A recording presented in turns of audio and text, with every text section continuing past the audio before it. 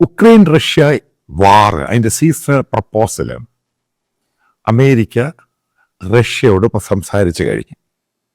America ഈ ആഴ്ച തന്നെ അമേരിക്കയുടെ എൻവോയ്, അതായത് American president special envoy Stephen Witkoff മോസ്കോയിലോട്ട് പോയിരിക്കുകയാണ്. ഫസ്റ്റ് റിയാക്ഷൻ വരുന്നത് പുടിൻ്റെ പേഴ്സണൽ, അതായത് political adviser American ceasefire, അതായത് 30 ദിവസത്തെ വെടിനിർത്തൽ അവർ തള്ളിക്കളഞ്ഞു. അപ്പൊ ടെൻഷൻ അങ്ങ് മൂർച്ഛിച്ചു സംഭവം. പെട്ടെന്നാണ് ഇതിന്റെ ടെൻഷൻ പെട്ടെന്ന് അങ്ങ് എസ്കലേറ്റ് ചെയ്യുന്നത്. അപ്പൊ ഇതുമായിട്ട് ബന്ധപ്പെട്ട് അടുപ്പിച്ചുള്ള പ്രസ്താവനകൾ കാരണം പെട്ടെന്ന് തന്നെ Russian president Vladimir Putin Belarusian president Alexander Lukashenko അയാളെ വിളിപ്പിക്കുന്നു. ഇതിന് രണ്ടിനും പ്രത്യേകതയുണ്ട്, ശ്രദ്ധിച്ച് മനസ്സിലാക്കുക. പോളണ്ട് പ്രസിഡന്റ് ഒരു സ്റ്റേറ്റ്മെന്റ് കൊടുക്കുന്നു. അദ്ദേഹം അമേരിക്കയോട് റിക്വസ്റ്റ് ചെയ്യുകയാണ്, അമേരിക്കയുടെ ന്യൂക്ലിയർ വെപ്പൺസ് പോളണ്ടിൽ ഇൻസ്റ്റാൾ ചെയ്യാൻ തയ്യാറാണ്, ഞങ്ങൾ അതിനുള്ള എല്ലാ സഹകരണവും തരാം. ഇത് ബേസിക്കലി ഈ സ്റ്റേറ്റ്മെന്റ് വരുന്നത് അമേരിക്ക വരെ കൊണ്ട് പറയിപ്പിച്ച സ്റ്റേറ്റ്മെന്റ് ആണിത്. അതായത് ഇതിന്റെ റീസൺ എന്ന് പറയുന്നത്, ഇൻ കേസ് റഷ്യ സീസർ എഗ്രിമെന്റിൽ വന്നില്ല എങ്കിൽ ഫർദറായിട്ട് റഷ്യൻ സൈന്യം ഉക്രൈൻ്റെ മേൽ അറ്റാക്ക് ചെയ്യുകയാണെങ്കിൽ ഏത് രീതിയിലുള്ള പ്രതികരണമായിരിക്കും മുന്നോട്ട് പോകുന്നത്. ഇതാണ് അതിൻ്റെ സ്ട്രാറ്റജിക് ആയിട്ടുള്ള വാല്യൂ എന്ന് പറയുന്നത്. ഇനി നമ്മൾ മനസ്സിലാക്കേണ്ട അടുത്തൊരു പോയിന്റ് ഉണ്ട്. 2016 യൂറോപ്പിന് വേണ്ടിയുള്ള അമേരിക്കയുടെ ന്യൂക്ലിയർ ഫെസിലിറ്റീസ്, അതായത് ന്യൂക്ലിയർ വെപ്പൺസ് ടർക്കിയിലായിരുന്നു ബേസിക്കലി. ഇത് 2016 അവിടെ പൊളിറ്റിക്കൽ ടെൻഷനും പ്രശ്നവും ഈ പറയുന്ന ഉർദോഗന്റെ ഇഷ്യൂ ഒക്കെ വന്നു കഴിഞ്ഞപ്പോൾ അമേരിക്ക എന്ത് ചെയ്തു, അവിടുന്ന് ആ ന്യൂക്ലിയർ ഫെസിലിറ്റീസ് മുഴുവനും റൊമേനിയയിലോട്ട് കൊണ്ടുവന്നു. റുമേനിയയിലാണ് ഈ സംഭവം എന്നുള്ളതാണ് ന്യൂയോർക്ക് ടൈംസും വാഷിങ്ടൺ പോസ്റ്റും അമേരിക്കൻ പത്രങ്ങൾ റിപ്പോർട്ട് ചെയ്യുന്നത്. അതായത് റിപ്പോർട്ട് ചെയ്തേക്ക് 2016-17 ഇവിടെ വെച്ചാണ് പോളണ്ട് പ്രസിഡന്റ് ഇപ്പോഴത്തെ പ്രസ്താവന വന്നിരിക്കുന്നത്. അമേരിക്കയുടെ ന്യൂക്ലിയർ ഫെസിലിറ്റീസ് ഈസ്റ്റേൺ യൂറോപ്യൻ രാജ്യങ്ങളിൽ ശക്തമാക്കണമെന്നുണ്ടെങ്കിൽ, അതായത് ഞങ്ങളുടെ സെക്യൂരിറ്റി, പോളണ്ട് എന്ന് പറഞ്ഞ രാജ്യം അത് ഫെസിലിറ്റേറ്റ് ചെയ്യാൻ തയ്യാറാണ്. ഇതുമായിട്ട് ബന്ധപ്പെട്ട് നമ്മൾ വായിക്കണം. അമേരിക്കൻ ബേസ് ഉണ്ട് പോളണ്ടിൽ അമേരിക്കൻ വലിയൊരു നേവൽ ബേസും ഉണ്ട്. ഏകദേശം ശരിക്കും ഫൈറ്റർ എയർക്രാഫ്റ്റ് ഉണ്ട്. അമേരിക്കയുടെ വെപ്പൺസ് ആണ് ഈ പോളണ്ട് ഉപയോഗിക്കുന്നത്. ഇതിൻ്റെ റിറ്റാലിയേഷൻ ആയിരുന്നു, റെസ്പോൺസ് ആയിരുന്നു പെട്ടെന്ന് തന്നെ പുടിൻ ഈ ബെലറൂഷ്യൻ പ്രസിഡന്റിനെ അങ്ങോട്ട് വിളിപ്പിക്കുന്നത്. എന്തിനാ ബെലറൂഷ്യൻ പ്രസിഡന്റ് അങ്ങോട്ട് വിളിപ്പിക്കുന്നത്? ഉക്രൈനെ അറ്റാക്ക് ചെയ്യാൻ വേണ്ടി റഷ്യയുടെ ന്യൂക്ലിയർ ഫെസിലിറ്റീസ് ബെലറൂസിലോട്ട് മാറ്റി. ഇതാണ് ഗെയിം പ്ലാന്. നിങ്ങളിത് പഴയ പത്രങ്ങളും അതിൻ്റെ കട്ടിങ്ങളും ഗൂഗിളിലൊക്കെ സെർച്ച് ചെയ്താൽ മനസ്സിലാക്കും. കാരണം ഉക്രൈനിൽ നിന്ന് വളരെ ദൂരെയായിരുന്നു ഈ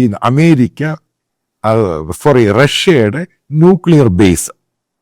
അപ്പൊ ഈ വാർ ഇങ്ങനെ കത്തി അമേരിക്ക സപ്പോർട്ട് ചെയ്യുന്നു, യൂറോപ്യൻ രാജ്യങ്ങൾ സപ്പോർട്ട് ചെയ്യുന്നു.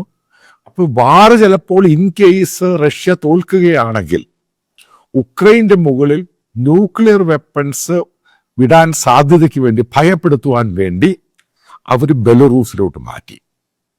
അപ്പൊ അതിൻ്റെ ഭാഗമായിട്ടാണ് പോളണ്ട് പ്രസിഡന്റ് ഈ ഒരു സ്റ്റേറ്റ്മെന്റ് കൊടുക്കുകയും, അതേപോലെ അമേരിക്കൻ വിദേശകാര്യ സെക്രട്ടറി മാർക്ക് റുബിയോ അദ്ദേഹം പറഞ്ഞു കഴിഞ്ഞു, ഒന്നില്ലെങ്കിൽ ഇനി ഈ പന്ത് റഷ്യയുടെ കോർട്ടിലാണ്, റഷ്യയാണ് തീരുമാനിക്കേണ്ടത്.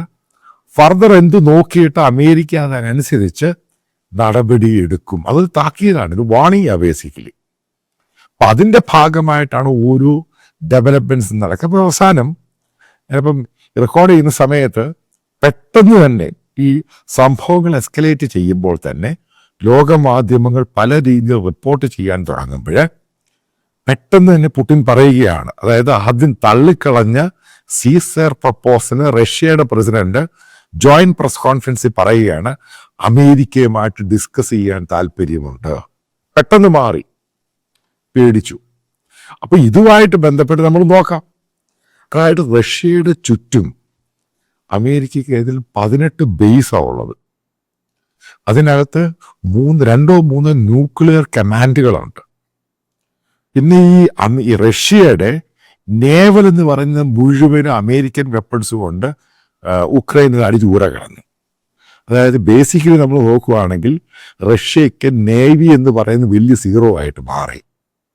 പിന്നെ റഷ്യയെ സംബന്ധിച്ചിടത്തോളം ഈ വാറിനകത്ത്, അതായത് റഷ്യ ഉക്രൈൻ വാറിനകത്ത് അതിഭീകരമായിട്ട് അവരുടെ സൈനിക ശക്തിയും വെപ്പൺസിന്റെ ക്രെഡിബിലിറ്റിയും കേപ്പബിലിറ്റിയും വല്ലാതെ അങ്ങ് നശിച്ചു.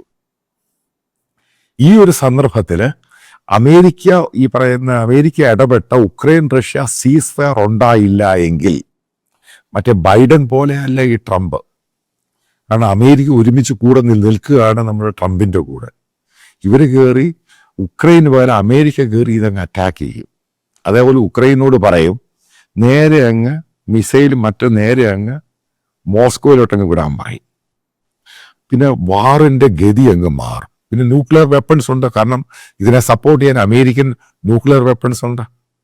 റഷ്യയുടെ ന്യൂക്ലിയർ വെപ്പൺസിനെ പറ്റി പല സംശയങ്ങളും പല ഡിഫൻസിന്റെ സ്ട്രാറ്റജിസ്റ്റുകളും പറഞ്ഞിട്ടുണ്ട്. ഇത് പൊട്ടാനുള്ള സാധ്യത കുറവാണെന്ന് പറഞ്ഞിട്ടുണ്ട്. കാരണം ഇവര് പഴയ രീതിയിലുള്ള സോവിയറ്റ് യൂണിയൻ ഭയങ്കര കേപ്പബിൾ ആയിരുന്നു.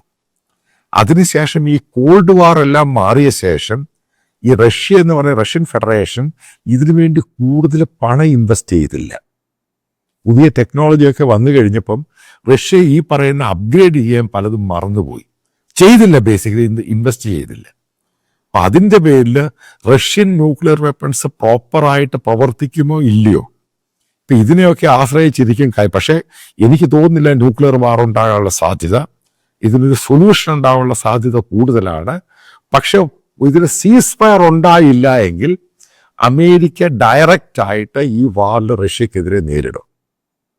ഇപ്പോഴത്തെ കണ്ടീഷനിൽ അമേരിക്ക റഷ്യ വാറിൽ ഇടപെട്ട് കഴിഞ്ഞാൽ റഷ്യ തോൽക്കുവാൻ വേണ്ടി വലിയ ദിവസങ്ങളൊന്നും വേണ്ടി വരത്തില്ല. കാരണം അത്രമാത്രം അടിപതറിയിരിക്കുകയാണ് റഷ്യ. അതിൻ്റെ പേരിലാണ് അവർ നോർത്ത് കൊറിയയിൽ പോലും സൈന്യത്തെ കൊണ്ടുവന്നത്.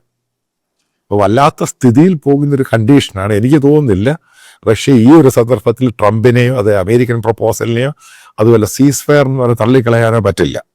പിന്നെ അമേരിക്ക വളരെ കൃത്യമായിട്ട് പറഞ്ഞിട്ടുണ്ട് സീസ് ഫയറിന് ശേഷം നെഗോസിയേഷൻ നടക്കുമ്പോൾ, അതായത് ഫർദർ ടോക്സ് നടക്കുമ്പോൾ ഉറപ്പായിട്ടും റഷ്യ എടുത്തിരിക്കുന്ന സ്ഥലങ്ങൾ തിരിച്ചു കൊടുത്തേ മതിയാകും, ക്രീമിയ ഉൾപ്പെടെ. ഇത് റഷ്യ അക്സെപ്റ്റ് ചെയ്യുമോ എന്നുള്ളതാണ് ഇപ്പോഴത്തെ പ്രശ്നമായേക്കുന്നത്. അപ്പം അതുമായിട്ട് ബന്ധപ്പെട്ടാണ് റഷ്യയുടെ വിദേശകാര്യ വകുപ്പ് ഡിപ്പാർട്ട്മെന്റ് കൊടുത്തിരിക്കുന്ന പ്രസ് റിലീസിൽ പറയുന്നത് ഈ 30 ദിവസത്തിനുള്ളിൽ ഉക്രൈൻ ഫോഴ്സിനെ റീഗ്രൂപ്പ് ചെയ്യാനുള്ള സാധ്യതയുണ്ട്.